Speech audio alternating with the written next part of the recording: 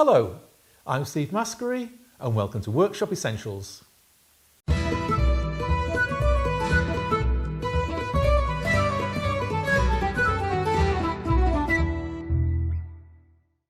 Workbench. It's arguably the most important tool in the workshop. And I built this bench about 20-something years ago. It's out of Scott Landis's book. It's the Fortune Nelson bench. And it served me very, very well. I've never regretted building it. But it's time to replace it because a few things have gone awry. The first thing is it's got woodworm. Now, I had a woodworm infestation the very first year I had it. The wood had got woodworm when I bought it. I didn't know that, but the bloke who sold it to me did. So the first year, all these worms came out, and oh, it was just horrible. So that was done with woodworm fluid, and I never had another outbreak until last year. And I came down one day, and there was a little critter crawling across the bench. And then there was another one and another one. And this was in storage in a barn for a couple of years. And I guess it had got infested again. So I don't want to run the risk of that happening again this year. So I want to make a replacement bench quickly and cheaply. The other reason for replacing it is that I am not as tall as I used to be. I've lost over 1.5 inches in height since I built this bench. And now it all feels a little bit high for some operations. It's also higher than my table saw.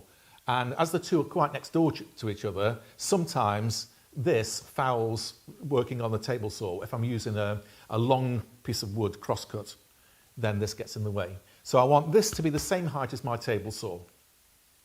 There are lots of things about this which I do like. There's a row of dog holes at the front. They're actually a bit too close to the front, really. I could do with moving them that way a little bit. And I wish I'd got more of them. There's a tail vise, which is a bit creaky, but does work quite well. So I'm going to reuse that. And I've got a quick release 52.5 vise here, and I'm going to reuse that as well. I'd like my bench to be just a little bit wider than it is. So with that in mind, I've come up with a design for the top. Now, I've never had a tool well in my bench, and I've been asking my friends what they think about it. And of course, some people say, yeah, it's great, and other people say, no, it just gathers dust. So I'm going to have a tool well and see how I get on with it. And if I find it useful, I'll keep it, and if I don't, I shall just fill it in. In fact, I'm going to make it so that the floor of the well can be put on the top as well, and I can have the choice then of having the surface flat all over or whether I have a tool well in there. So I want this to be cheap. The days of lots of pocket money are well and truly over, and I'm a lot poorer than I was when I built this, but a lot happier, which is more important. So I'm going to use a very medium grade softwood, fifths, not even unsorted, and I bought a load of stuff and it's over there. Come with me.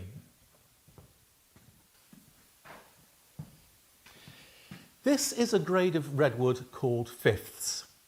So that's better than building quality, not as good as unsorted. It's reasonably straight and very little twist, but there are quite a few knots in it all. And I don't mind the odd little knot, but I don't really want anything big and ugly in my face. So these, as you can see, there are quite a few knots all over these. The edges are actually pretty good. Most of the bad stuff is in the faces. Let's see if we can find one. Like here, you see, big, fairly ugly things. But the edges themselves, which is what's going to be the top of the bench, are actually pretty good. And I can get rid of quite a few of the ones that are here. So, for example, these two can be cut off because I'm going to have a tail vise over here, so they'll go. This one here, I can make sure that I've got a dog hole there, so that will go. There's a couple at this end, and they're going to get sawn off. So by the time I've finished, although there will be some knots in it, it will be reasonably clean. These two are going to be for the legs. I bought them for the apron, but I think I've changed my mind. I'm going to get something a bit cleaner for the apron. These will do very nicely for the legs. So the first thing to do is to mark out which board goes where, and then the first cutting operation is going to be the dog holes, which you do on the table saw. Now, as you can see, I've had to twist my table saw round a bit because as this moves backwards and forwards, the right-hand end of this board is going to bash into my bench if I'm not careful, which is one reason why I want it a little bit lower. The face of this board has got quite a few ugly knots in it, but that doesn't matter because they are going to be glued to the next piece and you won't see them. The edge that we do see is this one. There is a knot at this end, but that's going to get cut off, so I shall lose that. There's a little knot here, which I can't do anything about, and there's a rather ugly knot here, which I can do something about, because I'm going to make sure that one of my dog holes goes exactly there, and then that will be history. The jig that I'm using is this one. It's all made from scrap. The baseboard was part of an old kitchen cabinet, and the rest is all out of the scrap box. It's got a runner on the bottom so that it slides in my mitre slot. And I've got a 3/4 inch dado stack set up. So these are tunnel guards, and this is my fence. And in the front half of the fence, there is a hole for a peg like that. And that means I'll be able to index my board regularly all the way along. They'll all be exactly the same. So that's going to go in there like that. But the first cut is made without the peg.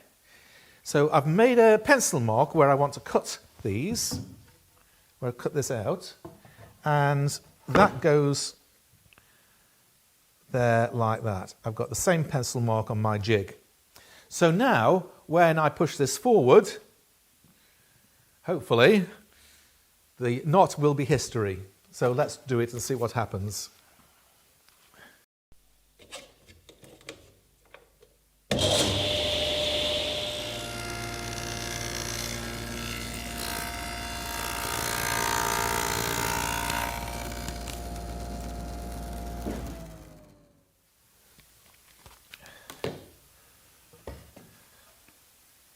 Knot?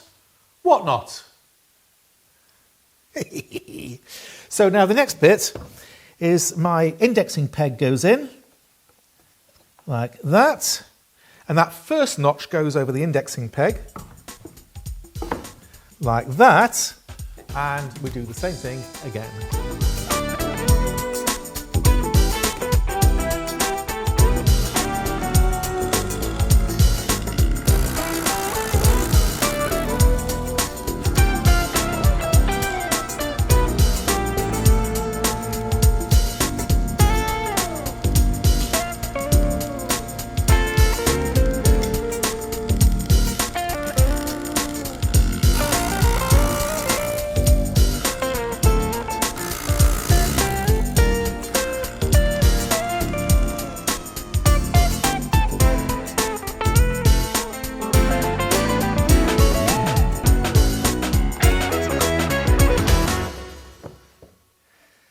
And I just keep going until I've got all my dado slots.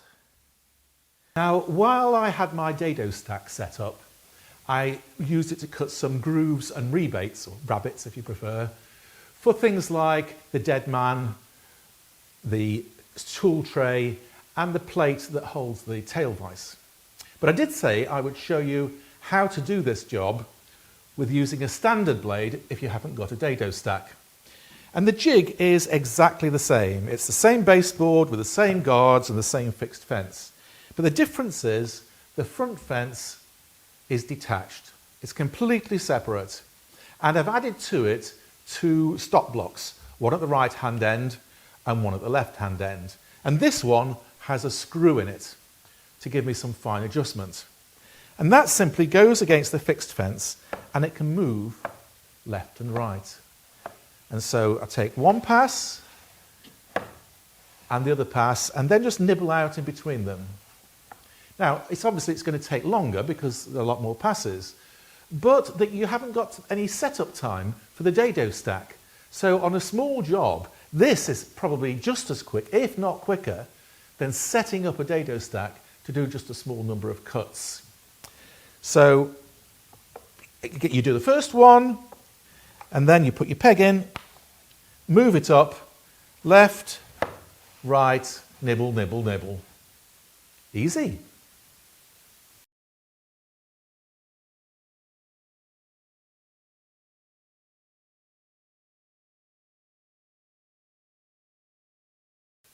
Well, I've finished all my dog holes, and while I'd got my dado stack set up, I also milled a few grooves and rebates. There's rebates on these back two pieces for when I don't want to tool well, and there's a groove near the bottom for when I do want to tool well. This one here has got a groove to take the part of the tail vise mechanism, and the front one has got a groove along the bottom to take the sliding dead man. Now I'm going to glue these up in two sub-assemblies, three if you include the very back. And I'm going to keep them aligned with dominoes. So the front four, which are going to be a bit shorter because of the tail vise mechanism, going to have a domino about there, there, there, and there. And these are not going to be glued in, they're only for alignment. If I glued them in, when these expand and contract with changes in humidity, something somewhere is going to have to give. So these are going to be loose and a little bit shorter than the total length of the cavity in which they sit. They're just for alignment. And then the next four, which is the other half of the front section of the bench, is going to be a bit longer. So dominoes about there. And then when each part is done, I can glue the two together to make my bench top. And I've got to make sure that this row of dog holes here all lines up because my vise is going to go there. And I already know that I've made a mistake. I shouldn't have cut that dog hole. That is going to get filled with sawdust and I'm going to have to vac it out all the time. And I know that because I've got exactly the same problem on my existing bench because the vise casting blocks off the underside of the hole. And I knew that was an issue and I still forgot to leave that one uncut. It's too late now. Right, so I need to get my big domino set up. Now, of course, you don't need to do it with a domino. You could do it with a router, you could do it on a hollow chisel mortiser. But a domino is fast, and that's the only reason I'm using it. I've got it, I may as well make use of it. So I'll get that set up, and I'll see you in a minute. This is my Domino XL, new toy. I've not had it long. I've only done one job with it so far. It's got a plunge depth stop by moving this lever here, and that limits my plunge, in this case, to 25 millimeters. It does have presets for thickness, but there isn't a preset for 35 millimeters. So I've set the center of the cutter to be 35 millimeters away from this fence. And I've got it on maximum waggle. You can have it on minimum waggle, which is a size for size fit for the dominoes themselves, or maximum waggle to give me a little bit of wiggle room or waggle room to make sure that everything's lined up properly. So all I need now is some air, which goes on there, and some bolts, which goes on there. And some ears which go on here.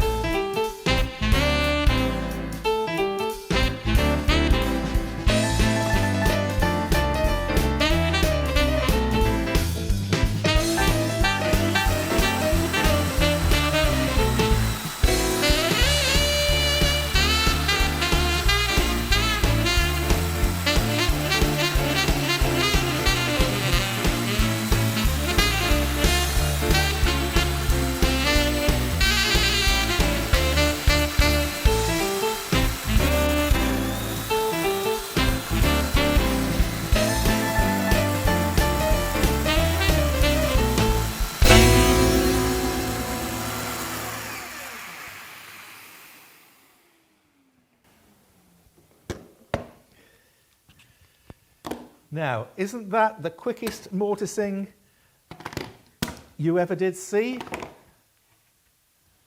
Fantastic, it really is. It's fantastic. Just got to do the others now.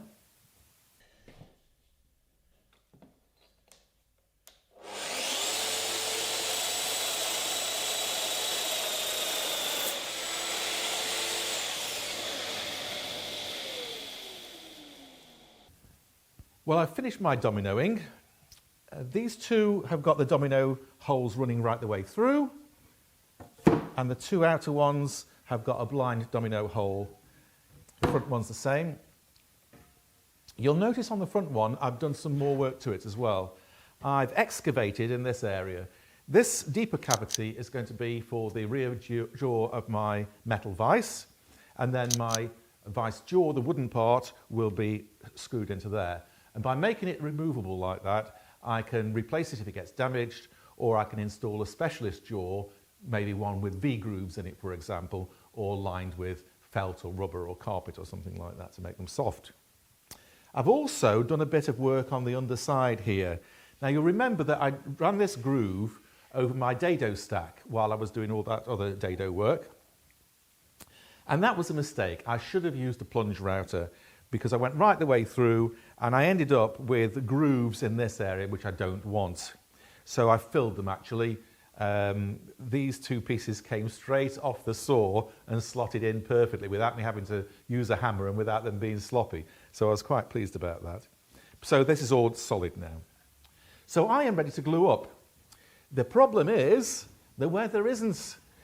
It's 9 degrees in this workshop today, and the glue specifically says don't use it below 10 degrees.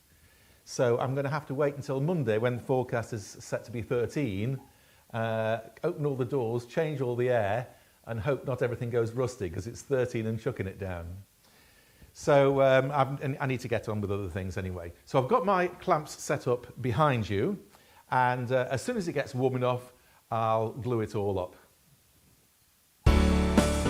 You can see now that, as if by magic, that unwanted dog hole has disappeared. I simply cut away the wood from either side of it and glued a new piece in, leaving me with 2 dog holes where I do want them and no dog hole where I don't. There's always a way out.